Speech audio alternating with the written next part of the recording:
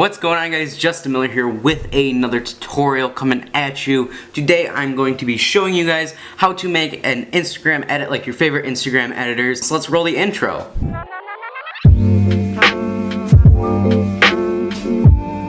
Alright, like I said, today I'm going to teach you guys how to edit like your favorite Instagram editors in Hitfilm Express. And to do that, we have to jump over the computer. So let's go. Alright, so as you guys can probably tell, this is a different screen recording and a different voice. I went ahead and made a tutorial, but I didn't like how the screen capture works, so I'm just going to end up redoing it all. So right now I have my project laid out in front of me, and I'm going to break this down for you guys. So we have our first clip coming in here, and it just goes along with, it's like the intro from Gravity Falls, and it has Grunkle Stan, and then it does a hyper zoom out and a screen pump. So if you guys don't know what a screen pump is, it's just where the screen pumps in. So let's go to my effects and I'll show you how I did this. So actually, if you guys can go to my website, it'll be linked in the description. It'll be also on screen right now. You guys can download my transitions that I'll be using. So right now, this is going to be the hyper zoom out. Hyper zoom in clip number 2. And that's what this first keyframe is set to. So we have our shake and blur. It just zooms out like that, and it looks good like that. So now our second effect would be the screen pump, and to do that, you guys can go into my transition pack and use my screen pump. However, I didn't want to do that, so I made it in the transform tab using the scale. It pumps in, because I didn't want it to be a super large amount that it pumps in, just a tiny bit, because that's when the bass hits, and then it hyper zooms out, so I just used the hyper zoom effect.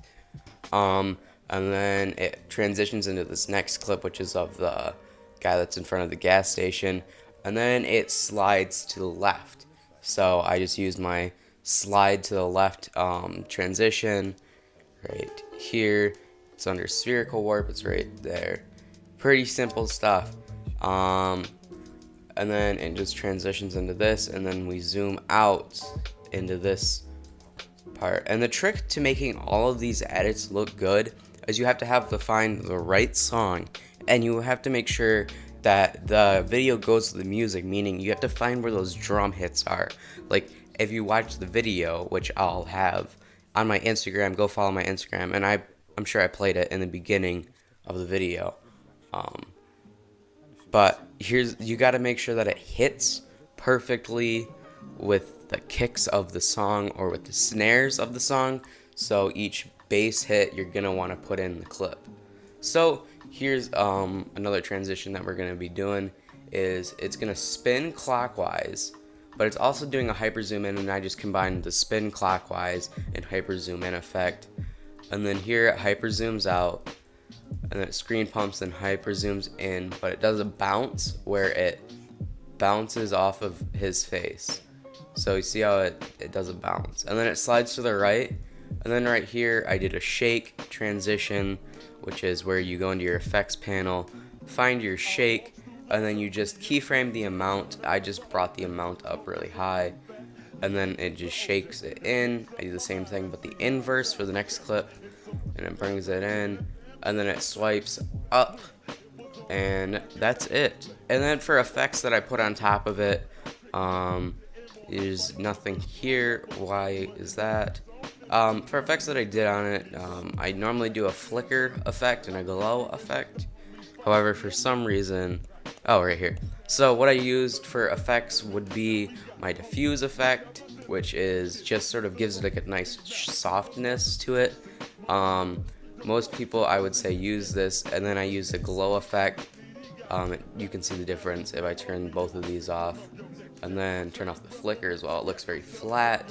So I turn on glow, and then I turn on diffuse. That just sort of softens everything up. Then I turn on flicker. You guys might not have this effect if you didn't buy the grunge pack. However, I did buy it because I really do enjoy this effect. So that was another effect that I used. And then for the music, it really doesn't matter what music you use. Just go on Instagram and find someone else's edits that you like and just copy their music. Right now I'm using Jason Rich, Jumping Like Jordan. Pretty good song for this type of edit. So that's how I made this edit for my Instagram. If you guys want more videos like this where I break down how I make my videos to give you guys sort of an inside look as to what I'm doing, then drop a comment down below. So if you guys like this video, drop a like on it. If you guys didn't, drop a dislike. Subscribe if you guys are new, and I'll see you guys in the next video.